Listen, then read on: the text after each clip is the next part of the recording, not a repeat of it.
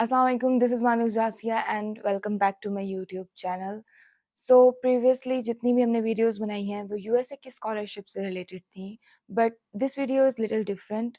ये एक fully funded scholarship है बट यूके की स्कॉलरशिप है। तो इससे related details and experiences share करने के लिए I have invited Zubair Madani. He is pursuing digital technologies, communication and education from University of Manchester, UK. Apart from this, he is a UGrade alumni and SUSI alumni as well. This was a brief introduction of Zubair Madni. So now let's start the video and get to know about Chevening Scholarship.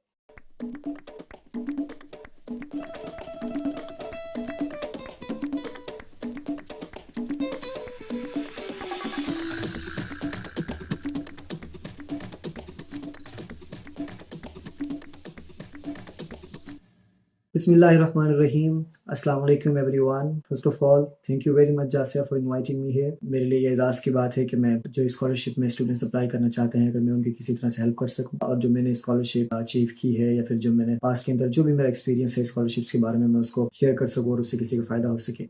इससे पहले कि मैं जो आज का topic है चेवनिंग scholarship के बारे में उसके बारे में बात करूं या हम आगे बढ़ें, मैं कुछ और जो है वो बुनियादी बातें करना चाहता हूं। स्कॉलरशिप्स जो हैं वो कई सालों से चली आ रही हैं और जो तरक्की पजीर ममालिक हैं उनके स्टूडेंट्स तरक्की याफ्ता ममालिक के अंदर जैसे यूके है, यूएसए, ऑस्ट्रेलिया, इंग्लैंड, इन ममालिक के अंदर, यूरोपियन कंट्रीज़ के अंदर और ख़ासतौर पर अभी एशियन कंट्रीज़ के अंदर भी बहुत सारे हमारे स्टूडेंट्स जो हैं वो जाते हैं। लेकिन पोस्ट कोविड और उससे भी कुछ पहले जो है वो स्कॉलरशिप्स के अंदर एक बहुत बड़ा चेंज आया है जो कि मैं देख रहा हूँ आजकल। ख़ासतौर पे एक जो है वो उसकी वजह ये है कि जिस तरह पाकिस्तान जैसे ममालिक के अंदर श्रीलंका, बांग्लादेश की इकोनॉमीज़ जो है उसके अंदर बहुत जो है ड्रास्टिक चेंज आया है। उसके अलावा इन कंट्रीज़ के अंदर जो कि स्कॉलरशिप देने वाले हैं, इन कंट्रीज़ के अंदर भी रिसेशन जो है वो इस वक्त अपने अरूज पर है। तो एक तरफ जो है वो सप्लाई जो है वो कम हो गई है और दूसरी जो डिमांड जो है स्कॉलरशिप की वो बहुत ज़्यादा हो गई है। इस बात को बताने का मकसद ये है कि जिस तरह पहले दौर के अंदर स्कॉलरशिप में अप्लाई करना जो है वो शायद कदर आसान था या फिर उसके अंदर इतनी ज़्यादा जो है वो कंपटीशन नहीं था। आजकल जो है वो कंपटीशन बहुत ज़्यादा बढ़ चुका है। इस बात को बताने का मकसद ये नहीं है कि लोग को डिमोटिवेट किया जाए कि वो अप्लाई ना करें, बल्कि हकीकत से आगाह करना है। ये छोटा सा एक डिस्क्लेमर था जो कि मैं स्टूडेंट्स को जो है वो देना चाहता था। अब अगर मैं स्कॉलरशिप्स के बारे में बात करूँ, मास्टर्स अगर आप स्कॉलरशिप पे अप्लाई करना चाहते हैं, क्योंकि मैंने बात जो है चेवनिंग स्कॉलरशिप के बारे में करनी है जो कि एक मास्टर्स स्कॉलरशिप है, तो आपके पास बहुत सारे ऑप्शंस हैं। मैं जितने भी स्टूडेंट्स होते हैं मैं उन्हें ज़रूर कहता हूँ कि आप जो है वो अपने ऑप्शंस को थोरली जो है वो रिसर्च करें। ऐसा नहीं है कि हर स्कॉलरशिप जो है वो हर किसी के लिए बेहतर है। कुछ कंट्रीज़ हैं जो किस चीज़ के लिए बेहतर हैं, कुछ स्कॉलरशिप्स हैं जो किसी के लिए बनाई गई हैं। तो it's not like a one criteria that's fit for all. तो आपको ये देखना पड़ेगा कि आप किस स्कॉलरशिप में अप्लाई करना चाहते हैं, आप उनके लिए किस तरह जो है वो सूटेबल कैंडिडेट हैं या वो स्कॉलरशिप जो है वो आपके लिए किस तरह सूटेबल है। चेवनिंग स्कॉलरशिप जो है मैं अगर उसका आपको मतलब बेसिक तारुफ बताऊं तो चेवनिंग स्कॉलरशिप जो है यूके गवर्नमेंट की तरफ से एक ग्लोबल स्कॉलरशिप है जिसका जो कंपटीशन है वो पूरी दुनिया के अंदर होता है। तो ये सबसे पहली बात है कि सिर्फ पाकिस्तान के लिए नहीं है, बल्कि इसकी जो एप्लीकेशन है वो तकरीबन दुनिया के जितने भी ममालिक हैं, तकरीबन 200 ममालिक के करीब जो है उनके एप्लीकेंट इस स्कॉलरशिप के अंदर हिस्सा लेते हैं। एक और स्कॉलरशिप भी है यूके गवर्नमेंट की जो कि फेमस है, कॉमनवेल्थ स्कॉलरशिप। उसके अंदर 2 कैटेगरीज हैं। अब मैं ज़रूर सजेस्ट करूँ कि आप उसको भी थोड़ी जो है वो रिसर्च करें। लेकिन चेवनिंग स्कॉलरशिप जो है it's UK government scholarship and it's one of the most prestigious scholarship not from the UK, बल्कि दुनिया की बहुत ज़्यादा प्रेस्टिजियस स्कॉलरशिप समझी जाती है। अगर मैं उसका आपको स्टेटिस्टिक्स बताऊँ या उसकी वजह बताऊँ तो ये है कि चेवनिंग स्कॉलरशिप जो है तकरीबन जो है उसको 40 साल हो गए हैं और अब तक 57,000 इसके अलुमनाए हैं।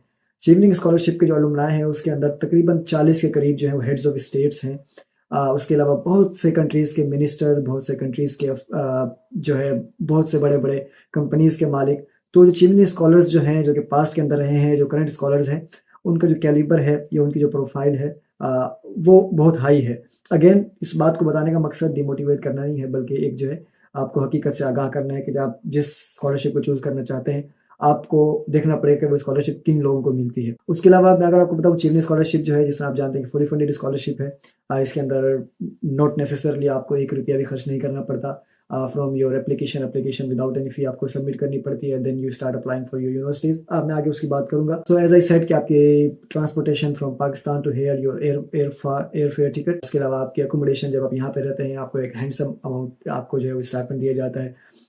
उसके अलावा बहुत सारे अलाउंसेस होते हैं। So it's a fully funded scholarship, आपको कोई खर्चा नहीं होता।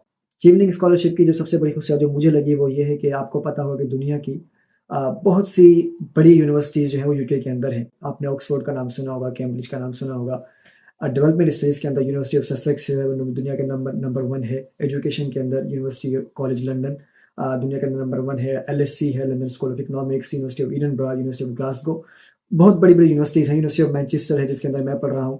ये दुनिया के अंदर टॉप 30 यूनिवर्सिटीज़ के अंदर आती हैं। और चीवनिंग स्कॉलरशिप की सबसे बड़ी खासियत ये है कि ये आपको फुली जो है वो आपको अपॉर्चुनिटी देती है, फुली आपको जो है वो मौका देती है कि आप जो है वो दुनिया की जो यूके के अंदर जो दुनिया की बड़ी यूनिवर्सिटीज़ हैं, आप किसी भी यूनिवर्सिटी के अंदर अप्लाई कर सकते हैं। और मेरी नज़र में ये इसकी सबसे बड़ी ख़ुसूसियत है कि अगर आप चाहें तो आप ऑक्सफोर्ड में पढ़ सकते हैं, आप चाहें तो कैम्ब्रिज में पढ़ सकते हैं। इसके अंदर इस तरह की कोई जो है वो कैद नहीं है। तो आप अगर अप्लाई करना चाहें, तो आप ऑक्सफोर्ड में अप्लाई करें, कैम्ब्रिज में अप्लाई करें, जिस यूनिवर्सिटी में मर्ज़ी अप्लाई करें। चीवनिंग आपको उससे नहीं रोकती। अगर मैं चीवनिंग स्कॉलरशिप के क्राइटेरिया के बारे में बात करूँ, तो 2 चीज़ें जो है वो बहुत ज़रूरी हैं, जो कि एलिजिबिलिटी क्राइटेरिया है कि उसको अगर मीट ना हो तो आप जो इसके लिए एलिजिबल ही नहीं होते, आप अप्लाई नहीं कर सकते। उसमें से जो फर्स्ट ऑफ ऑल जो वेरी इंपॉर्टेंट चीज़ है, जो कि और स्कॉलरशिप्स के अंदर शायद नहीं होती, वो है 2 ईयर वर्क एक्सपीरियंस। ये बहुत ज़रूरी है। बहुत से स्टूडेंट्स जो हैं वो इसको नज़रअंदाज कर देते हैं, इसको समझ नहीं पाते कि इसका मतलब क्या है। 2 ईयर वर्क एक्सपीरियंस का मतलब ये है कि आपने 2 साल का आपके पास एक्सपीरियंस हो, तजुर्बा हो, जिस भी फील्ड में आपने एजुकेशन हासिल की है अपनी प्रीवियस, या फिर आप जिस फील्ड में एजुकेशन हासिल करना चाहते हैं, आपको उसका 2 साल का अमली तजुर्बा हो। अब उसका ये मतलब नहीं है कि आपने 2 साल फुल टाइम जॉब की हो, बल्कि अगर आपने 2 साल इंटर्नशिप की है, 2 साल अगर आपने अपना कोई बिज़नेस किया है, 2 साल आपने कोई ऑनलाइन काम किया है, 2 साल आपने पार्ट टाइम जॉब की है, 2 साल आपने गवर्नमेंट जॉब की है, प्राइवेट जॉब की है, कोई भी एक तरह का आपने काम किया है और भले आपने 2 साल नहीं किया, आपने 3 महीने एक की है, 3 महीने दूसरी की है, साल एक की है, या फिर आपने पहले 6 महीने एक की, फिर छोड़ दी, फिर 2 साल एक की। तो ये जो है ये ज़रूरी नहीं है। ज़रूरी ये है कि आपका क्यूमुलेटिव मतलब कंबाइनली जो है आपका 2 साल का एक्सपीरियंस जो है वो बनता हो। और 2 साल का एक्सपीरियंस जो है वो कैलकुलेशन जो है मेरे ख़्याल से, मुझे एग्ज़ैक्टली याद नहीं है, मेरे ख़्याल से शायद वो 1500 आवर्स जो है वो बनते हैं 2 साल के। तो वो जो है वो आपके पर डे आपने जितना काम किया हो, फिर उसको मल्टीप्लाई करते हैं वीक से, and then from week you multiply, and then आपके टोटल जो है वर्क आवर्स जो है वो 1500 बनने चाहिए। मेरे ख़्याल से 1500 है या 1800 है, तो वो आप डबल चेक कर लीजिएगा। तो ये 2 साल का वर्क एक्सपीरियंस जो है ये बहुत ज़रूरी है। जिस तरह मैंने आपको बताया कि अगर आप फ्रेश ग्रेजुएट हैं, मैंने जब अप्लाई किया था मैं भी फ्रेश ग्रेजुएट था। मेरे पास वैसे तो एक्सपीरियंस 4-5 साल का था, but as you can see कि मैंने कोई परमानेंट जॉब, गवर्नमेंट जॉब या फिर जो है फुल टाइम जॉब नहीं की थी। मेरे पास जो एक्सपीरियंस था वो इंटर्नशिप्स का था। मेरा अपना एक स्टार्टअप था जिसका मैं एक्सपीरियंस था। सोशल ऑर्गेनाइज़ेशन के साथ मैंने INGOज़ के साथ काम किया था मुख्तलिफ प्रोजेक्ट्स के ऊपर। तो वो मिला-जुला के जो है वो तकरीबन मेरे जो है वो 3200 आवर्स जो है वो बनते थे। तो मैं फ्रेश ग्रेजुएट्स को भी एनकरेज करना चाहता हूँ कि ज़रूरी नहीं है कि अगर आपने जॉब नहीं की तो आप अप्लाई नहीं कर सकते। मैं और भी बहुत सारे ग्रेजुएट्स को जानता हूँ जो कि ग्रेजुएट होते हैं, 2 साल का एक्सपीरियंस नहीं भी होता, जो कि होता है लेकिन उस तरह नहीं होता जिस तरह लोगों के पास होता है। But still you can apply, and I will encourage you कि अगर आपके क्रेडेंशियल अच्छे हैं तो आप ज़रूर अप्लाई करें। लेकिन ये बात ज़रूर याद रखें कि अचीवमेंट स्कॉलरशिप जो है it's meant to be for mid career professional. अगर आप फ्रेश ग्रेजुएट हैं, गो के मैं आपको एनकरेज करूँगा अप्लाई करें, बट ये ज़रूर ज़हन में रखें कि अचीवमेंट स्कॉलरशिप जो है फ्रेश ग्रेजुएट्स के लिए नहीं है। 2 साल का एक्सपीरियंस जो है वो मिनिमम है, वो मैक्सिमम नहीं है। ऐसा नहीं है कि 2 साल बिल्कुल जो है ना वो मैक्सिमम है, ये मिनिमम रिक्वायरमेंट है। तो अचीवनिंग स्कॉलर्स जो होते हैं, अगर आप उनकी सिर्फ प्रोफाइल सर्च करें तो आपको अंदाज़ा होगा कि वो तकरीबन जो है वो मिड करियर में होते हैं। मतलब तकरीबन उनकी उम्र अगर आप अंदाज़ा लगा लें तो 40 साल 35 साल के दरमियान होती है। वो अपनी जॉब्स के अंदर 10-15 साल का एक्सपीरियंस होता है, ज़्यादा भी होता है, कुछ कम भी होता है, 5 साल का होता है, लेकिन वो मिड करियर प्रोफेशनल होते हैं। वो लोग होते हैं जो कि अपना करियर ऑलरेडी डिफाइन कर चुके होते हैं, अपने करियर के अंदर इस्टेब्लिश हो चुके होते हैं, उनको पता होता है कि वो क्या कर रहे हैं। तो ये स्कॉलरशिप जो है वो उनके लिए है, क्योंकि इसका मकसद जो है वो ये है कि वो आपको, आप जो काम कर रहे हैं वो हेल्प आउट कर सके। ये फ्रेश ग्रेजुएट्स के लिए नहीं है। मैं जब आगे बताऊंगा तो उसके बारे में हम बात करेंगे। तो ये 2 साल का वर्क एक्सपीरियंस जो है it's important, it's eligibility criteria. तो आपके लिए ये जो है वो ज़रूरी है। सेकेंडली, वो आप सब जानते हैं कि अगर आप मास्टर स्कॉलरशिप के लिए अप्लाई कर रहे हैं तो वो ज़रूरी है कि आपने ग्रेजुएशन जो वो की हुई हो। मैं ये सजेस्ट करूंगा कि आप अगर अंडर अभी हैं, आप अपने लास्ट सेमेस्टर में, तो आप अप्लाई ना करें, क्योंकि फर्स्टली आपके पास शायद 2 साल का एक्सपीरियंस नहीं होगा, और अगर वो होगा भी सही तो जिस टाइम अप्लाई करेंगे, अगर आप अभी सेमेस्टर आप पढ़ रहे हैं, तो मोस्ट प्रोबेबली जब आपका इंटरव्यू के लिए शॉर्टलिस्ट होंगे तो आपकी डिग्री कंप्लीट हो गई होगी या नहीं हुई होगी, क्योंकि आपने जो अपनी ट्रांसक्रिप्ट, अपनी डिग्री जो है वो इंटरव्यू से पहले सबमिट करवानी होती है। तो इट्स बिट कॉम्प्लेक्स। तो मैं आपको ये ज़रूर सजेस्ट करूँगा कि एक दफ़ा आप जो है जब ग्रेजुएट हो जाएँ, देन आप अप्लाई करें, ताकि जो है आपके चांसेस ज़्यादा हो और आपकी जो डिग्री की रिक्वायरमेंट्स है, जो कि डॉक्यूमेंटेशन है, वो भी पूरी हो गई हो। थर्डली, जो कि बहुत से लोग पूछते हैं आइल्स के बारे में, आइल्स जो है वो चीवनिंग स्कॉलरशिप के लिए ज़रूरी नहीं है। आपको आइल्स, जब आप चीवनिंग स्कॉलरशिप पे अप्लाई कर रहे होते हैं, you don't need to submit IELTS result. But अभी जो मैं आपको तीसरी चीज़ बताने जा रहा हूँ, जो चीवनिंग का एलिजिबिलिटी क्राइटेरिया है, वो ये है कि आपने यूके की किसी यूनिवर्सिटी के अंदर आपने एडमिशन लिया हो और आपके पास अनकंडीशनल ऑफर हो। सबसे पहले मैं अनकंडीशनल ऑफर की बात करूँ तो अनकंडीशनल ऑफर का मतलब ये होता है कि उसके अंदर कोई कंडीशन ना हो, और उस कंडीशन में एक कंडीशन ये भी है कि वो यूनिवर्सिटी जो है वो आपसे आइल्स रिक्वायर ना कर रही हो। उसने ये ना कहा हो कि आप आइल्स सबमिट करवाएं, देन हम आपको एडमिशन देंगे। सो यहाँ पे जब आप आते हैं तो आपको यूनिवर्सिटीज़ में एडमिशन के लिए यूके की मोस्ट ऑफ द यूनिवर्सिटीज़ जो हैं वो आइल्स रिक्वायर करती हैं। इवन वो ना भी रिक्वायर करें तो आपको पता है, जब आप यूके के वीज़ा के लिए अप्लाई करते हैं तो आइल्स जो है वो मैंडेटरी है। सो ओवरऑल मैं अगर आपको कहूँ तो आइल्स जो है वो मैंडेटरी है। मैंने जैसे पहले कहा नहीं है, वो स्कॉलरशिप के लिए नहीं है, बट अगर आप उसको दूसरे नज़रिए से देखें तो आपको लगता है कि ज़रूरी है, और मैंने भी आइल्स दिया था। इवन मैंने स्कॉलरशिप अप्लाई करने से पहले आइल्स जो है वो मैंने दिया था। सो आई विल सजेस्ट कि आइल्स जो है वो नेसेसरी है। स्कॉलरशिप जब अप्लाई करेंगे नहीं है, लेकिन क्योंकि जब आपने यूनिवर्सिटी में एडमिशन लेना है स्कॉलरशिप के लिए तो उसके लिए आपको चाहिए होगा।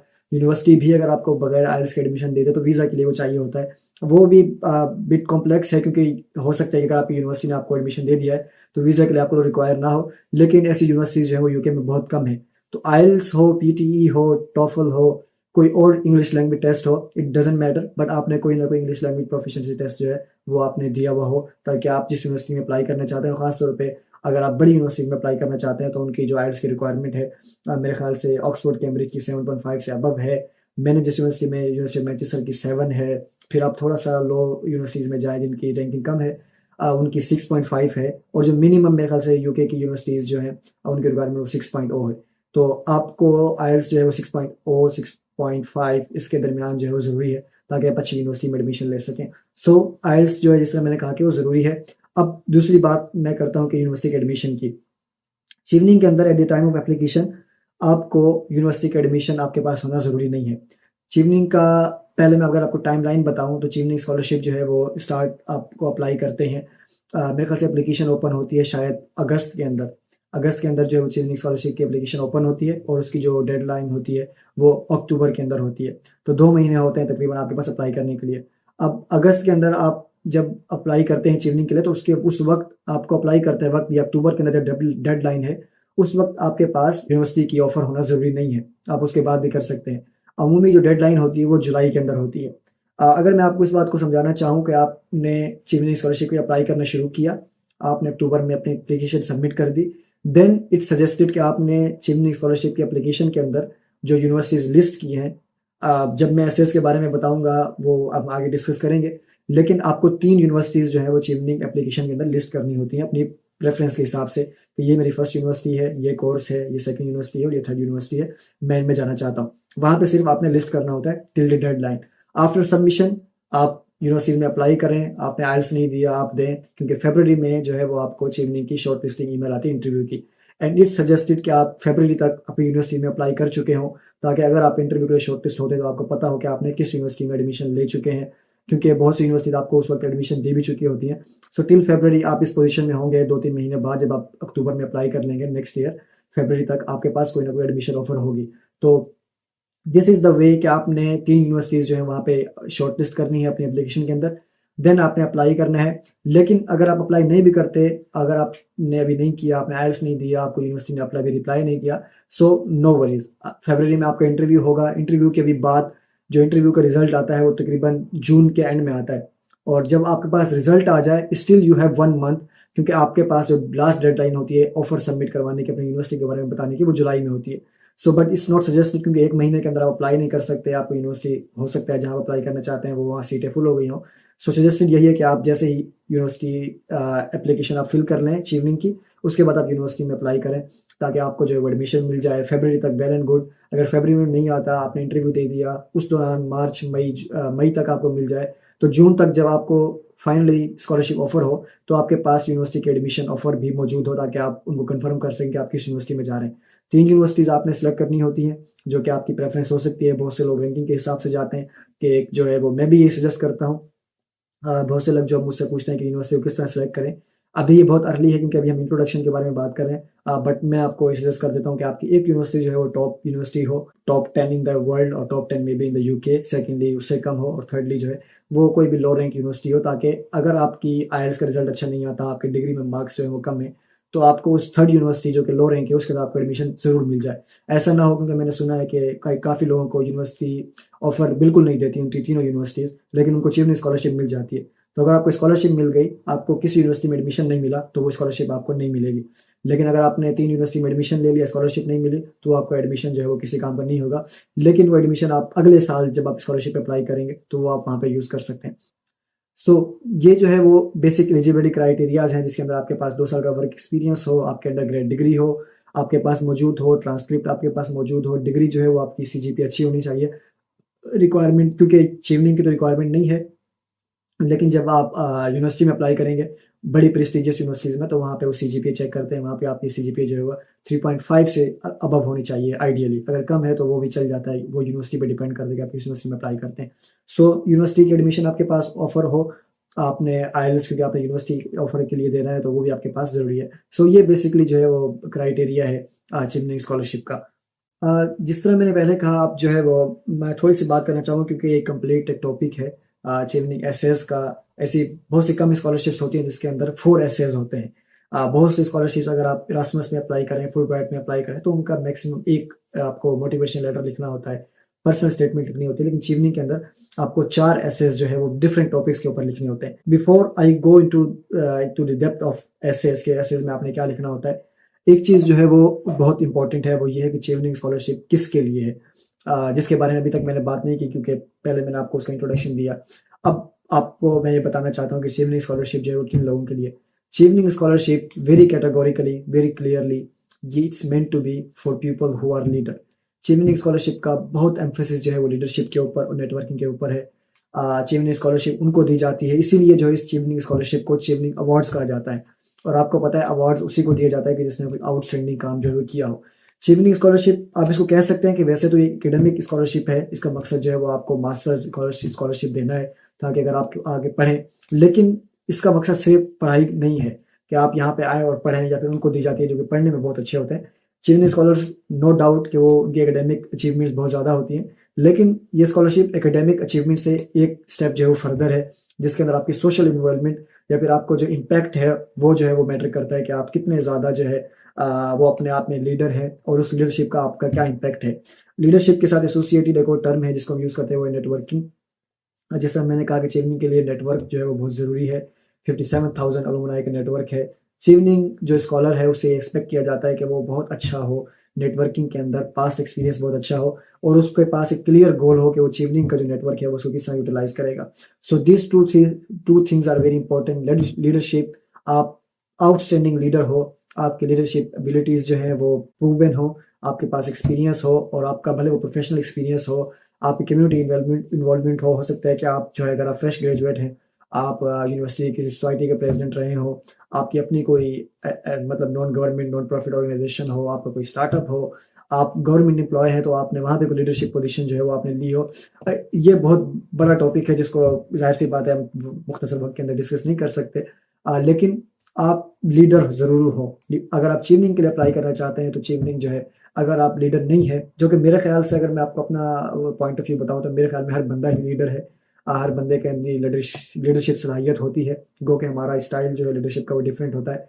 लेकिन ये है कि आपने उसको कन्विंस किस तरह करना है। और अगर आप लीडर तो हैं, लेकिन उस लीडरशिप का अगर किसी को आपने फ़ायदा पहुंचाया है, आपने कोई पॉजिटिव इम्पैक्ट जो है वो अपनी लीडरशिप कैपेबिलिटीज़ के साथ ड्राइव किया है, आपकी वजह से माशरे के अंदर कोई चीज़ बेहतर हुई है, कोई पॉजिटिव इम्पैक्ट आया है, आपने कोई स्कूल बनाया है, एजुकेशन के अंदर आपने कोई काम किया है, हेल्थ सेक्टर के अंदर आपने कोई काम किया है, इन्वायरमेंट के अंदर आपने कोई काम किया है, क्लाइमेट के ऊपर आपने कोई काम किया है, आप गवर्नेंस के अंदर हैं, आप फाइनेंस के अंदर हैं, आपने इंजीनियरिंग के अंदर कोई काम किया है, कोई कारनामा अंजाम दिया है, लोगों को इससे फ़ायदा हुआ है। So this is leadership.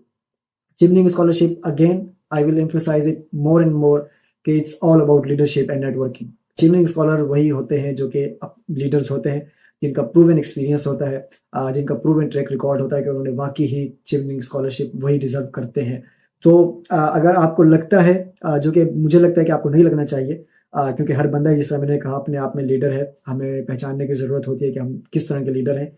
लेकिन अगर आपको ये कहीं लगता है कि आपने कोई ऐसा काम नहीं किया, आप लीडर नहीं हैं, बल्कि आपने सिर्फ़ अच्छे तरीके से पढ़ाई की है, आपने एकेडमिकली जो है वो बहुत अच्छा आपने काम किया है, आपने भी गोल्ड मेडलिस्ट हैं, आपने कोई बहुत मतलब टफ़ किस्म की पढ़ाई की है और आपने पढ़ाई के अंदर ही सिर्फ रहे हैं, तो आपको मैं सजेस्ट करूँगा कि आप उन स्कॉलरशिप के अंदर जाएँ जो कि रिसर्च ओरिएंटेड होती है, जिसके अंदर उन लोगों को लिया जाता है जो कि साइंटिफिक डिस्कवरीज करते हैं, वो वहाँ पे लैब्स के अंदर जाके काम करते हैं, क्योंकि आप ये काम चीवनिंग के अंदर भी कर सकते हैं, but Chevening is more about social, more about leadership, जिसके अंदर सिर्फ उन लोगों को इनकरेज नहीं किया जाता कि जिनकी सारी जो मतलब जो उनकी अचीवमेंट है वो सिर्फ एकेडमिक लाइफ तक ही है।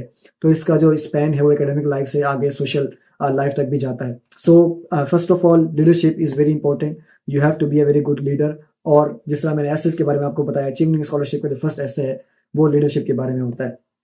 मैं ओवरऑल आपको बताऊं कि चीवनिंग स्कॉलरशिप के अंदर जब आप अप्लाई करते हैं the time of application, there are 4 essays जो कि आपको लिखने होते हैं। ईच एसे इज 500 वर्ड्स, आपको 500 अल्फाज पर मुश्तमिल एक ऐसे एक मजमून जो है वो लिखना होता है, जिसकी थीम जो है वो फर्स्ट ऐसे जो है वो लीडरशिप के ऊपर होता है, सेकंड ऐसे आपका नेटवर्किंग के ऊपर होता है, थर्ड ऐसे जो है वो आपका स्टडी इन द यूके, जिसका मकसद ये होता है कि आपने बताना है कि आप यूके में क्यों पढ़ना चाहते हैं, आपने जिस यूनिवर्सिटी को चूज़ किया है क्यों चूज़ किया है, कौन से कोर्सेज हैं, क्या फ़ायदा होगा, वो आपने बताना होता है। एंड फोर्थ ऐसे के अंदर आपने अपना कैरियर प्लान जो है वो डिस्कस करना होता है।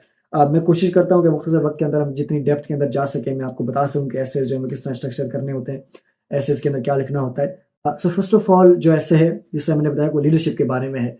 लीडरशिप के बारे में आपने अपना ऐसे लिखना है, आपने बताना है अपने बारे में कि आप किस तरह के लीडर हैं, आपके क्या इन्वॉल्वमेंट है, आपने क्या कारनामा अंजाम दिया है, किस तरह आपने लीडरशिप के ज़रिए अपनी कम्युनिटी के अंदर, अपनी वर्क प्लेस के अंदर आपने जो है कोई इस तरह का जो पॉजिटिव इम्पैक्ट जो है वो आपने ड्राइव किया है। सजेस्टेड यही होता है कि आपने एक अप्रोच है जिसको हम स्टार अप्रोच कहते हैं, जिसको मैं अगर आपको बताऊं कि STAR, जिसके अंदर सबसे पहले आप जो है वो सिचुएशन बताते हैं कि सिचुएशन क्या थी, देन T का मतलब आप टास्क बताते हैं कि आपने करना क्या था या आपने किया क्या, एंड देन A जो है वो आपका एक्शन होता है, एंड R जो है उसका रिजल्ट होता है। सो ये स्टार अप्रोच जो है वो आप यूज़ करके, मैंने जो है वो 2 एग्जांपल लिखी थी क्योंकि 500 वर्ड्स बहुत ज़्यादा होते हैं, तो सजेस्टेड यही होता है कि आप 1 या 2 एग्जांपल जो है वो स्टार अप्रोच को फॉलो करते हुए अपनी लीडरशिप के बारे में बताएं, जिसके अंदर आप ये बताएं एक लाइन के अंदर कि ये सिचुएशन थी, उसके अलावा ये रिक्वायरमेंट थी, एक्शन मैंने फिर ये किया, एंड रिजल्ट उसके बाद जो है वो यहाँ पे ये रिजल्ट आया। सो इस अप्रोच को फॉलो करते हुए आप 2 पैराग्राफ के अंदर अपनी 2 एग्जांपल लिख सकते हैं 150 वर्ड्स की, 150 वर्ड्स की। तो आप 1 एग्जांपल लिखें, भले 2 एग्जांपल लिखें, एक को ज़्यादा एक्सप्लेन करें, भले 3 लिखें, इट डिपेंड्स ऑन यू कि आपके पास किस तरह के एग्जांपल्स हैं, बट वेरिएशन होनी चाहिए। 2 मुख्तलिफ किस्म की आप जो है वो लिख सकते हैं। अगर आप प्रोफेशनल हैं, आप अपनी वर्क प्लेस पे एक लिखें कि आपने वर्क प्लेस के ऊपर लीडरशिप रोल प्ले किया, और अपनी कम्युनिटी के अंदर आपने लीडरशिप रोल प्ले किया, तो ये 2 एग्जांपल जो है वो आप स्टार अप्रोच फॉलो करते हुए आप लिख सकते हैं। सेकंड ऐसे जो नेटवर्किंग का है, अगेन सेम अप्रोच आप फॉलो कर सकते हैं। नेटवर्किंग और लीडरशिप जो है ये बहुत क्लोज होती है। Leadership without networking is not a leadership, क्योंकि जब आप लीडरशिप पोजीशन के ऊपर होते हैं, आप अकेले तो कुछ नहीं करते, आप लोगों के साथ मिलकर करते हैं, लोगों के लिए कुछ करते हैं। सो इट शोज कि आप किस तरह के जो है वो आप नेटवर्किंग कर सकते हैं। नेटवर्किंग का मकसद सिर्फ बातचीत करना नहीं होता, ताल्लुकात नहीं होता। नेटवर्किंग एक बहुत ब्रॉड टर्म है, और चीवनिंग के अंदर इसकी खासियत ये है कि ये नेटवर्किंग को सिर्फ एक अपनी थ्योरी या अपनी जो डेफिनेशन है उस तक लिमिटेड नहीं करती कि ये मकसद जो है वो नेटवर्किंग का है। आपका जो भी आपको लगता है कि नेटवर्किंग आपकी नज़र में क्या है, आप वो बता सकते हैं कि मेरी नज़र में नेटवर्किंग ये है, मैं इस तरह की नेटवर्किंग करता हूँ और मुझे ये लगता है। तो चीवनिंग आपको ये नहीं कहते कि हमारे जो है ना वो नेटवर्किंग की डेफिनेशन ये है, तो आप ये बताएं कि आप ये इस तरह किस तरह करते हैं। तो आपको जो भी लगता है कि नेटवर्किंग जो है, जैसे मैंने आपको बताया कि सिर्फ ताल्लुकात नहीं है, नेटवर्किंग के अंदर 3 चीज़ें जो है वो इंपॉर्टेंट होती हैं कि आप बिल्ड किस तरह करते हैं नेटवर्क, देन आप मेंटेन किस तरह करते हैं अपने नेटवर्क, एंड देन आप यूटिलाइज किस तरह करते हैं। सो आपके जो नेटवर्किंग की जब आप एग्जांपल देते हैं तो आप बता सकते हैं कि आप नेटवर्किंग बिल्ड किस तरह करते हैं। आप कॉन्फ्रेंसेस के ऊपर गए, आप किसी नेटवर्क का ऑलरेडी हिस्सा हैं, और फिर उसके बाद आप कहीं गए, आपने वहाँ पे जाके किसी को मिला, तो देन उसके बाद आप मेंटेन किस तरह करते हैं, आप किस तरह फॉलो अप करते हैं। सोशल मीडिया आजकल बहुत बड़ा टूल है नेटवर्क को मेंटेन करने का। आपका सोशल मीडिया के ऊपर आप खुद शायद एक सेलिब्रिटी हो, आपकी बहुत बड़ा नेटवर्क हो, आप इन्फ्लुएंसर हो, आप वो बता सकते हैं। देन आप यूटिलाइज किस तरह करते हैं, और जो कि मेन चीज़ है, आप हो सकता है कि आप कहें कि मेरा जो है वो बहुत बड़ा नेटवर्क है, मेरे ताल्लुकात जो है वो बहुत बड़े सियासतदानों के साथ हैं, या फिर मैं खुद बहुत बड़ा जो है वो सियासतदान हूँ, लेकिन उस नेटवर्क को आप यूटिलाइज किस तरह करते हैं, और उस यूटिलाइजेशन का पॉजिटिव इम्पैक्ट क्या है, लोगों को फ़ायदा क्या है। सिर्फ आपकी ज़ात तक फ़ायदा नहीं है कि आपने कहा कि मैंने नेटवर्क को यूटिलाइज करके मैंने जो है वो किसी एक इवेंट के ऊपर डिस्काउंट हासिल कर लिया था। दिस इज़ अ नेटवर्किंग कि आप जो है वो कोई बेनिफिट लेते हैं, लेकिन लोगों को उससे क्या फ़ायदा है, आपको अपना फ़ायदा अपन नहीं बताते। थर्ड ऐसे मुझे लगता है कि सब ऐसेज में से जो प्रीटी सिंपल और प्रीटी इजी ऐसे है वो थर्ड ऐसे है, क्योंकि उसके लिए आपको कोई ज़्यादा ब्रेन स्टॉर्मिंग नहीं करनी पड़ती। ऑलरेडी आपने 3 यूनिवर्सिटी डिसाइड की होती हैं, आपने 3 कोर्सेज डिसाइड किए होते हैं, आपने सिर्फ यही बताना है कि आपने वो क्यों किया है। इट्स अ क्रिटिकल रिफ्लेक्शन कि आपने अपनी जो आपकी चॉइसेस हैं आपने उसको जस्टिफाई करना है। सो आप स्टार्ट करते हैं, आप बताते हैं कि मैंने ये फर्स्ट मेरी यूनिवर्सिटी है। मैं ज़रूर सजेस्ट करूँगा अगेन, मैंने जिस तरह किया था कि आप फर्स्ट यूनिवर्सिटी जो है वो बहुत केयरफुली चूज़ करें, और अपने ऐसे के अंदर हाफ जो है वो आप अपनी फर्स्ट यूनिवर्सिटी को ही डिस्कस करें, क्योंकि वो आपकी प्रेफरेंस है, आपने उसी में ही जाना है, क्योंकि आपने उसको नंबर 1 जो है वो वहाँ पे रखा है। अपनी सेकंड यूनिवर्सिटी को अगर आप बहुत ज़्यादा डिस्कस करेंगे, थर्ड को इक्वली डिस्कस करेंगे, आपने वहाँ जाना नहीं है, आपने जाना एक ही यूनिवर्सिटी में है और वो आपकी फर्स्ट यूनिवर्सिटी होगी। इन केस अगर आप फर्स्ट में नहीं जा सके तो आप सेकंड में जाएँगे, लेकिन आपने जाना जो है वो फर्स्ट यूनिवर्सिटी में ही है। मैं सजेस्ट आपको ये कर सकता हूँ, जो कि बहुत से चीवनिंग अलुमनाई जो है वो डिस्कस करते हैं अपने एसेस के अंदर। आप अपने कोर्स चॉइस को डिस्कस करें, आप ये बताएं कि उसके अंदर मॉड्यूल क्या है, आपने वो क्यों चूज़ किया है। यूनिवर्सिटी की रैंकिंग आप बता सकते हैं, बट रैंकिंग जो है वो सिंपल फैक्टर नहीं है, ये कोई जस्टिफिकेशन नहीं है कि आप ये कहें कि मैंने फर्स्ट यूनिवर्सिटी जो है वो इसलिए चूज़ की हूँ क्योंकि ऑक्सफोर्ड जो है वो बड़ी यूनिवर्सिटी है। हो सकता है कि जिस तरह मैंने जो है ऑक्सफोर्ड चूज़ नहीं की, हालांकि मैं कर सकता था, मैंने यूनिवर्सिटी ऑफ मैनचेस्टर चूज़ की, this was my first choice because of the course, क्योंकि मैं कंफर्टेबल पोजीशन में था कि मैं इसको जस्टिफाई कर सकूँ कि मैंने जो यूनिवर्सिटी ऑफ मैनचेस्टर क्यों चूज़ की है। हालांकि और भी बड़ी यूनिवर्सिटी है जिनको मैं चूज़ कर सकता था। So it's up to you कि आप एक यूनिवर्सिटी क्यों चूज करते हैं। आप उस कोर्स जो है वो आपका मेन पॉइंट है जिसको आपने डिस्कस करना है, क्योंकि आप पढ़ने ही आ रहे हैं, तो आपने ये बताना है कि किस तरह जो है ये कोर्स रेलिवेंट है। और कोर्स ओवरऑल जो है वो एक कम्बिनेशन ऑफ मॉड्यूल्स होता है, तो आपने वो मॉड्यूल डिस्कस करने हैं, आपने उस यूनिवर्सिटी का रिसर्च इंटरेस्ट आपने जो है वो डिस्कस करना है कि उस यूनिवर्सिटी की स्पेशलाइजेशन क्या है। बहुत से लोग जो हैं जो डेवलपमेंट स्टडीज़ के अंदर जाते हैं वो यूनिवर्सिटी ऑफ ससेक्स में जाते हैं, क्योंकि वो ऑक्सफोर्ड कैम्ब्रिज भी जा सकते हैं, बट यूनिवर्सिटी ऑफ ससेक्स जो है वो डेवलपमेंट स्टडीज़ के अंदर नंबर 1 है दुनिया के अंदर।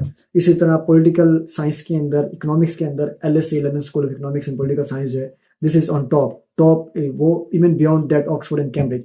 अगर आप मेडिकल स्टडीज़ के अंदर जाना चाहते हैं तो इंपीरियल कॉलेज, किंग्स कॉलेज, ये जो है वो टॉप पर है। तो आपने ये नहीं देखना कि सिर्फ आपने बड़ी यूनिवर्सिटी में जाना है, बल्कि आपने इन डेप्थ जाके स्टडी करनी है कि आपकी पर्टिकुलर फील्ड के अंदर कौन सी यूनिवर्सिटी बेहतर है। अगेन पर्टिकुलर फील्ड के अंदर उस यूनिवर्सिटी का कौन सा डिपार्टमेंट बेहतर है। मैं यूनिवर्सिटी ऑफ मैनचेस्टर में हूँ, यूनिवर्सिटी ऑफ मैनचेस्टर के अंदर मेरी जो फील्ड है वो एजुकेशन एंड टेक्नोलॉजी है। एजुकेशन एंड टेक्नोलॉजी के अंदर MIE जो मैनचेस्टर इंस्टीट्यूट ऑफ एजुकेशन है its top in the UK। That's why I was very comfortable कि मैं जो है वो टॉप इन द UK, क्योंकि आपको अगर मैं बताऊँ यूनिवर्सिटी ऑफ मैनचेस्टर के बारे में, दुनिया का जो नंबर 1 ये दुनिया का सबसे पहला जो कंप्यूटर है it was invented in the UK, in the Manchester, इसी यूनिवर्सिटी के अंदर, मैनचेस्टर इंस्टीट्यूट ऑफ एजुकेशन के अंदर जो है वो यहाँ पे इन्वेंट किया गया था।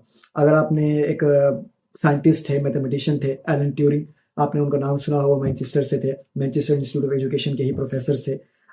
फिर उसके बाद अगर आपने इंडस्ट्रियल रेवोल्यूशन, आपको जाहिर से पता होगा कि मैनचेस्टर जो है वो इंडस्ट्रियल रेवोल्यूशन का हब था, जहाँ से इंडस्ट्रियल रेवोल्यूशन जो है वो स्टार्ट हुई थी। बहुत सारी चीज़ें हैं जो कि मैनचेस्टर के बारे में, जो मैं जिस इंस्टीट्यूट में पढ़ता हूँ यूनिवर्सिटी ऑफ मैनचेस्टर के, उसके बारे में। सो इस तरह की इन डेप्थ रिसर्च जो है वो आपने करनी है कि आप अपनी चॉइस को जो है अपनी फील्ड के साथ जस्टिफाई कर सकें कि यहाँ पे ये प्रोफेसर हैं, वो ये पढ़ा रहे हैं, उनकी इस चीज़ में एक्सपर्टीज़ है, मैं ये पढ़ना चाहता हूँ इसलिए मैंने यूनिवर्सिटी चूज़ की है। वो आपको कभी इस बात पे डिस्करेज नहीं करें कि आपने कुछ छोटी यूनिवर्सिटी चूज़ कर ली है, या कभी वो आपको इस बात पे नहीं सिलेक्ट करेंगे कि आपने बड़ी यूनिवर्सिटी जो है ऑक्सफोर्ड आपने सिलेक्ट कर ली है तो आपको अब जो है सिलेक्ट कर लेना चाहिए। बल्कि जो चीज़ जो है वो एक जस्टिफिकेशन, बहुत से स्कॉलर्स जो हैं वो नहीं सिलेक्ट करते बड़ी यूनिवर्सिटीज़। इवन मेरी यूनिवर्सिटी के अंदर तकरीबन जो है वो 40 स्कॉलर्स हैं, अब उन्होंने तो नहीं सिलेक्ट की कोई और यूनिवर्सिटी, बिकॉज आपने जस्टिफाई करना होता है। इसी तरह बहुत से स्कॉलर जो हैं वो ऐसी यूनिवर्सिटी में भी जाते हैं जिनमें कोई नहीं जाता। एक स्कॉलर जो है, जिस तरह हमारे साथ एक यूनिवर्सिटी है मैनचेस्टर मेट्रोपॉलिटन यूनिवर्सिटी, जो कि यूनिवर्सिटी ऑफ मैनचेस्टर के साथ ही है। यूनिवर्सिटी ऑफ मैनचेस्टर का जो रैंक है UK के अंदर वो 6 है, मैनचेस्टर मेट्रोपॉलिटन यूनिवर्सिटी का रैंक जो है वो 70 के करीब है। तो लेकिन उसके अंदर भी चीवनिंग स्कॉलर्स हैं वो सिलेक्ट हुए हैं। ऐसा नहीं है कि अगर वो उन्होंने 70 मतलब अगर कोई रैंक यूनिवर्सिटी सिलेक्ट की है तो उनको चीवनिंग ने सिलेक्ट नहीं किया। सिलेक्ट इसीलिए किया क्योंकि उन्होंने उस यूनिवर्सिटी की अपनी सिलेक्शन को जस्टिफाई किया। उन्होंने ये बताया कि उनके लिए यूनिवर्सिटीज जो हमारी यूनिवर्सिटी और मैनचेस्टर मेट्रोपॉलिटन यूनिवर्सिटी जो है वो आमने सामने है, और फर्क जो है वो एक 6 नंबर की यूनिवर्सिटी, एक 70 नंबर की यूनिवर्सिटी है। दोनों यूनिवर्सिटीज के अंदर स्कॉलर जो है वो मौजूद हैं। सो मैं जो बताना जो चाहता हूँ वो ये है कि आपने अपनी यूनिवर्सिटी को इन डेप्थ जो है वो रिसर्च करनी है। आपने देखना है कि मॉड्यूल क्या है, प्रोफेसर कौन से हैं, आप वहाँ पे यूनिवर्सिटी के अलावा क्या सहूलियात जो है मौजूद हैं। यूनिवर्सिटी ऑफ मैनचेस्टर में अपना आपको बताऊँ, यहाँ की जो स्टूडेंट यूनियन है तकरीबन 400 सोसाइटीज़ हैं जो कि UK की किसी भी यूनिवर्सिटी में सबसे ज़्यादा है। इवन ऑक्सफोर्ड कैम्ब्रिज के अंदर भी इतनी ज़्यादा सोसाइटीज़ नहीं है। यूनिवर्सिटी ऑफ मैनचेस्टर जो है पॉपुलेशन स्टूडेंट बॉडी के हिसाब से यूके की सेकंड जो है यूनिवर्सिटी है, नंबर 1 यूनिवर्सिटी है वो ओपन यूनिवर्सिटी है, जो कि जाहिर सी बात है अब वो डिस्टेंस लर्निंग यूनिवर्सिटी है। सो यूके के अंदर जो स्टूडेंट पॉपुलेशन के हिसाब से यूनिवर्सिटी ऑफ मैनचेस्टर जो है वो यूके की नंबर 1 यूनिवर्सिटी है। सो मुझे ये स्टेटिस्टिक्स जो है अप्लाई करने से पहले भी पता थे। इस तरह का जो है वो अगर आपने रिसर्च की हो तो आप बड़ी कंफर्टेबल पोजीशन के अंदर होते हैं कि आप अपनी यूनिवर्सिटीज़ को जस्टिफाई कर सकें। आप ये बता सकें कि मैनचेस्टर के अंदर क्या हो रहा है, जो भी आपने सिटी सेलेक्ट किया है। बहुत से लोग जो है वो लंदन की यूनिवर्सिटी सेलेक्ट करते हैं और जो ज़ाहिर सी वजह होती है वो यही होती है कि वो लंदन में जाना चाहते हैं, लंदन जो है वो फेमस है। जबकि मुझे ये लगता है कि ये आर्गूमेंट अच्छा नहीं है कि आप सिर्फ ये कहें कि मेरा जो है वो बचपन से ख्वाब था कि मैं लंदन में पढ़ना था तो इसलिए मैंने लंदन को सिलेक्ट किया है। बल्कि आपके पास अच्छी जो है रीज़न हो सकती हैं कि आप उनको बता सकते हैं कि मैंने लंदन को इसलिए सिलेक्ट किया है, इस यूनिवर्सिटी को इसलिए सिलेक्ट किया है, भले इसकी रैंक कम है लेकिन मैंने इसको इसलिए सिलेक्ट किया है। So these are the things जो कि आप स्टडी इन द यूके ऐसे के अंदर आपने बताना होता है कि आप, और फिर स्टडी इन द यूके के अंदर इन 3 चॉइसेस के अलावा आपने ओवरऑल यूके के बारे में भी बताना होता है कि आपने यूके में ओवरऑल क्यों आपने चूज़ किया है, आपने यूएस को क्यों नहीं चूज़ किया, यूके के अंदर ऐसा क्या है। सो अगेन अगर कभी मौका मिला तो सिर्फ एसएस के बारे में जब बात करेंगे तो मैं आपको शायद जो ज़्यादा तफसील से बता सकूंगा। लास्टली लास्ट ऐसे जो है it's about career plan. It's very important. मुझे लगता है कि सबसे इंपॉर्टेंट जो है वो यही है जहाँ पे चीवनिंग जो है वो आपको एसेस करती है कि आप जो है वो किस तरह उनके लिए एक सूटेबल कैंडिडेट हैं। तो आपका करियर प्लान जो है वो बहुत वेल स्ट्रक्चर्ड होना चाहिए, जिसके अंदर मैं आपको बताऊं तो जो सजेस्ट किया जाता है वो ये है कि आप अपने करियर प्लान को 3 हिस्सों में डिवाइड करें। आप अपना इमीडिएट प्लान बताएं जिसको हम शॉर्ट टर्म गोल्स कहते हैं, देन आप अपना मिड टर्म गोल बताएं जो कि 5-6 साल बाद है, and then long term goal बताएं जो कि 10-20 साल के बाद है। सो आपने ये बताना है कि आप अभी क्या एक्सपेक्ट कर रहे हैं। अगर आप कोई जॉब कर रहे हैं तो इमीडिएटली अचीवमेंट के बाद आपका करियर प्लान क्या होगा, वापस आके वही ज्वाइन करेंगे, आपकी प्रमोशन होगी, या फिर आप कोई भी नहीं कर रहे तो आप आके ये जॉब ज्वाइन करेंगे। इमीडिएटली आप आगे क्या करेंगे। अगर आप कोई जॉब नहीं कर रहे, सोशल आप कोई काम कर रहे हैं तो आपको उसका क्या फ़ायदा होगा, आते ही आप कौन सा जो है अपने काम के अंदर बदलाव लेके आएंगे, आपको इन्वायरमेंटल एक्टिविस्ट हैं, आते ही कौन सी टेक्नोलॉजी जो है आप पाकिस्तान में ऐसे कुछ करेंगे। तो आपका इमीडिएट प्लान आपने बताना है। देन अपना मिड टर्म गोल 5 ईयर्स के अंदर आपने क्या करना है। आपके गोल जो है वो डिफरेंट भी हो सकते हैं। मैंने जो है वो 2 चीज़ें पैरेलल बताई थी कि मैंने सोशली जो मेरा काम है मेरा उसका प्लान ये है, पर्सनली मेरा प्लान ये है कि मैंने जो है ये करना है। सो इट्स सजेस्टेड कि आप ये भी ये कर सकते हैं, क्योंकि ज़रूरी नहीं है कि आप सिर्फ ये बात करें कि मैंने जो है वो आके पाकिस्तान के अंदर सारे मसले जो है वो हल कर देने हैं।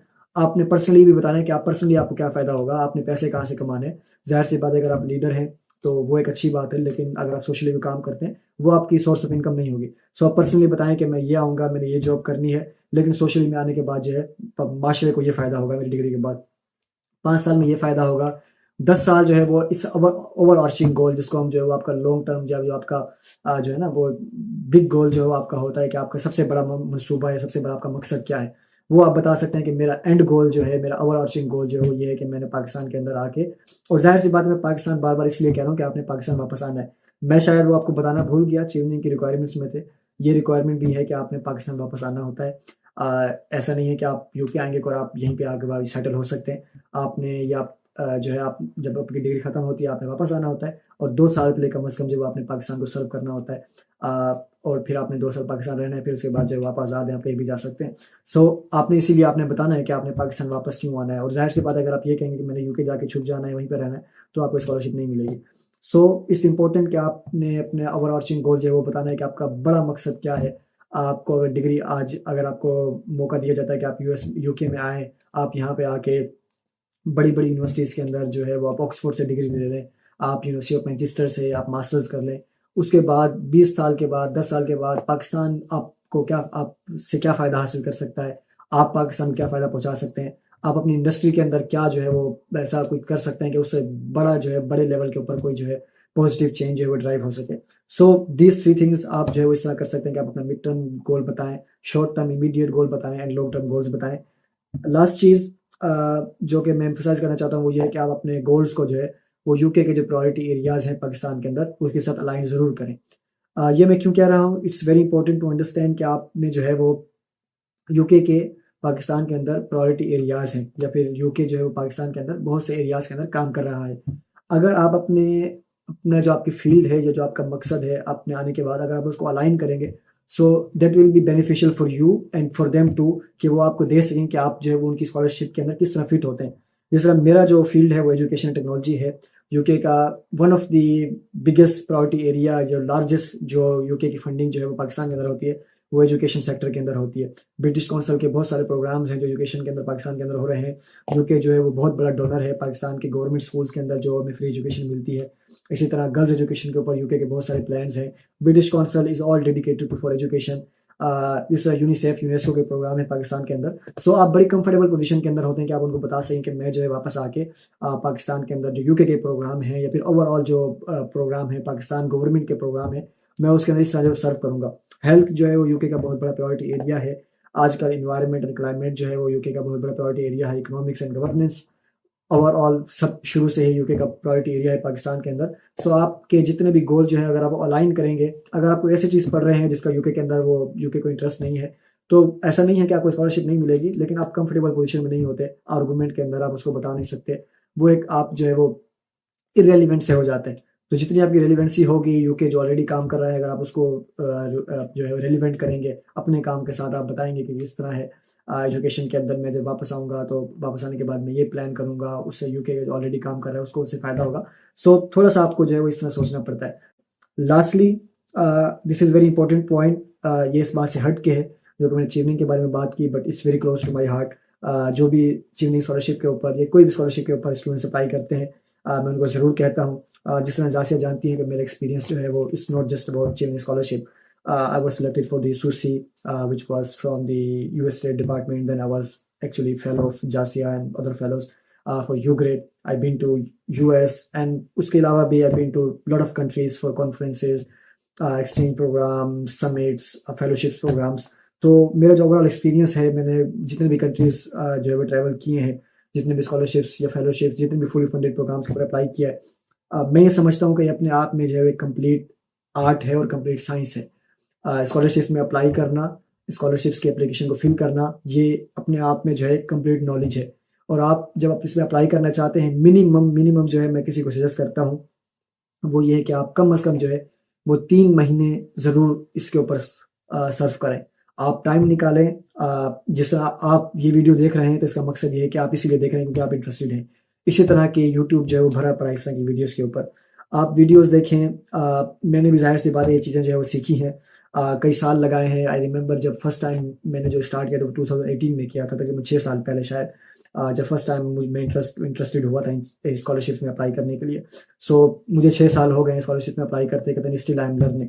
सो आई विल सजेस्ट यू कि ऐसा नहीं है कि आप जो है अगर पढ़ाई में अच्छे हैं, अगर आप देखें, मैं आपको एक बड़ी जो है ऑनेस्टली बताना चाहता हूँ, हो सकता है कि आप डिजर्विंग हो, आपके पास वो सब कुछ हो जो कि स्कॉलरशिप के अंदर चाहिए होता है, लेकिन अगर आपको लिखने का तरीका नहीं आता, एसेस लिखने का तरीका नहीं आता, स्कॉलरशिप एप्लीकेशन फिल करने का तरीका नहीं आता, रेफरेंस लेटर जो है चीवनिंग के अंदर वो ज़रूरी होते हैं, वो आपको लिखने का तरीका नहीं आता, आपको आइल्स आपने नहीं दिया हुआ, वो आपको नहीं पता, सो आपको स्कॉलरशिप नहीं मिलेगी। दूसरी तरफ एक ऐसा स्टूडेंट है, या फिर मेरी मिसाल ले लें, जिसका कोई एकेडमिक बैकग्राउंड इतना अच्छा नहीं है, जिसका जो है इतना ज़्यादा उसने काम नहीं किया हुआ, लेकिन उसने जो है स्कॉलरशिप अप्लाई करने के अंदर एक्सपर्टीज हासिल की है। उसने जो है मेहनत की है कि स्कॉलरशिप किस तरह अप्लाई किया जाता है, एसेस किस तरह लिखे जाते हैं, मोटिवेशनल लेटर किस तरह लिखा जाता है, एसओपी के अंदर क्या चीज़ें इंपॉर्टेंट होती है, आइल्स जो है वो किस तरह हमने जो है वो देना है स्कॉलरशिप के अंदर। जिस तरह मैंने आइल्स में बार बार क्यों कह रहा हूँ कि आइल्स जो है वो ज़रूरी होता है, वो आपने देना है। अगर आपके पास आइल्स नहीं है, आपने भले जो कुछ भी किया हुआ है, आपको एडमिशन नहीं मिलेगा। So it's a complete knowledge. मैंने जिस तरह कहा कि ये अपने आप में कंप्लीट आर्ट भी है, एसेज लिखना, ये कंप्लीट साइंस भी है।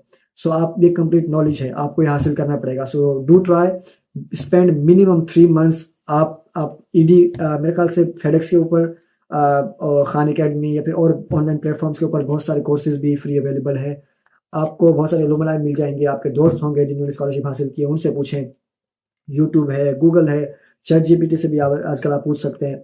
और मैं आपको ये भी बता दूं कि चैट जीपीटी से अपनी पर्सनल स्टेटमेंट जो है वो कभी ना लिखें, क्योंकि ये जो है जाहिर सी बात है, मेरी फील्ड यही है, मैं एजुकेशन एंड टेक्नोलॉजी का स्टूडेंट हूँ। जो मेरी एरिया ऑफ रिसर्च है आजकल वो एआई चैट बोट्स ही हैं। तो मैं आपको ये बता सकता हूँ कि इट्स वेरी इजी, बहुत जल्दी पता चल जाता है कि आपने ऐसे जो खुद लिखे हैं चैट जीपीटी से लिखे, क्योंकि हमने, या फिर मैं अगर आपको बताऊँ, वैसे तो मैं इतना पुराना नहीं हूँ, लेकिन मैंने जब मतलब अप्लाई करना शुरू किया था तो उस वक्त चैट जीपीटी, मतलब ये तो 2-3 साल ही हुए इसको आए। तो आजकल जो मैं बहुत सारी एप्लीकेशन देखता हूँ, ये स्टूडेंट्स जो है वो बहुत लेजी हो गए हैं, बहुत इजीली ले लिया है। वो ये है कि वो चैट जीपीटी मतलब सिर्फ एक प्रॉम्प्ट लिखते हैं कि ये स्कॉलरशिप है, मैंने ये अप्लाई करना है, ये मेरी चीज़ें हैं, और वो जो है वो लिख के दे देती हैं और वो सबमिट कर देते हैं, और फिर वो उनको लगता है कि हमें जो सिलेक्ट नहीं हुए तो मैं आपको being a student of AI chatbots, मेरा ये एरिया ऑफ रिसर्च भी है, एरिया ऑफ इंटरेस्ट भी है, मैं आपको ये बता सकता हूँ कि इट डज़न्ट वर्क। तो आप जो है वो चैटजीपीटी को ज़रूर यूज़ करें ब्रेनस्टॉर्मिंग के लिए, आइडियाज़ जनरेशन के लिए, लेकिन एसेस जो है वो आपको एट द एंड जो है वो ह्यूमन आईडी ही होने चाहिए, वो आपको खुद लिखना है। So that was my last suggestion, my last actually request to all of you जो कि स्कॉलरशिप में अप्लाई करना चाहते हैं। Do spare some time, time निकालें, बैठें। आपका ड्राफ्ट जो है एसेस का, मैं अगेन चिवनिंग के बारे में भी यही सजेस्ट करूंगा कि अगर आप लास्ट सेमेस्टर में हैं, जो भी सेमेस्टर आपका चल रहा है, आप पढ़ चुके हैं, कम से कम जो है वो 3-4 महीने, अगस्त में चिवनिंग की एप्लीकेशन जो है वो ओपन होगी, अभी जो है वो फरवरी है। सो जो चिमनिंग की जो एप्लीकेशन वो ओपन होगी आज से तकरीबन 6 महीने बाद ओपन होगी। सो अगर आप मेरी वीडियो जो है आप तक पहुंचती है मार्च के अंदर, अप्रैल के अंदर, आप आज से ही स्टार्ट करें। मैंने आपको बता दिया एसेस लिखना स्टार्ट करें, रिफाइन करें। मैंने चिमनी के एसेस जो है वो तकरीबन 6 महीने लगाए थे। मैंने फर्स्टली लिखना स्टार्ट किया था, देन 1-2 महीने में लिख लिए थे, then I start reviewing, sending other people. आप मुझे सेंड कर सकते हैं, अलुमनाई को सेंड करें, वो आपको सजेस्ट करेंगे। तो it takes time, great things takes time. ऐसा नहीं है कि जो अच्छी चीज़ें हैं वो एक ही दिन में बन जाती हैं। तो ये एक प्रोसेस है, आप सीखते हैं। अगर आप नहीं भी सिलेक्ट होते, सक्सेसफुल नहीं होते, यू विल लर्न। सो ज़रूर अप्लाई करें। जिस तरह मैंने कहा कि पहले स्कॉलरशिप्स के बारे में रिसर्च करें। मैंने जो स्टार्ट में बात की, हर स्कॉलरशिप हर किसी के लिए नहीं है। तसल्ली के साथ सर्च करें कि आप किस मुल्क में जाना चाहते हैं, कौन सा मुल्क आपके लिए बेहतर है, कौन सी यूनिवर्सिटी आपके लिए बेहतर है। देन उसके बाद जो है आप जो है वो रिसर्च करेंगे कौन सी स्कॉलरशिप आपके लिए बेहतर है। स्कॉलरशिप के बाद उसके एसेस के ऊपर रिसर्च करें, अलुमनाई की वीडियोस जो जाके सुने, उनसे बात करें, देन लिखना स्टार्ट करें, एंड देन जो है होपफुली इंशाल्लाह आप जो है वो जब स्कॉलरशिप आप अप्लाई करेंगे तो मुझे गालिब गुमान यही है कि आप जो है सक्सेसफुल ज़रूर होंगे। बहुत शुक्रिया। जैसे मैंने पहले कहा, अगर कुछ मिस हो गया हो या कुछ आपने को पूछना हो तो do reach me out. Thank you very much.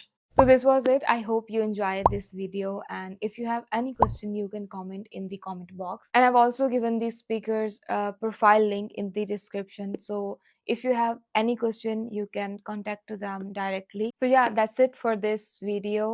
Good luck. Bye.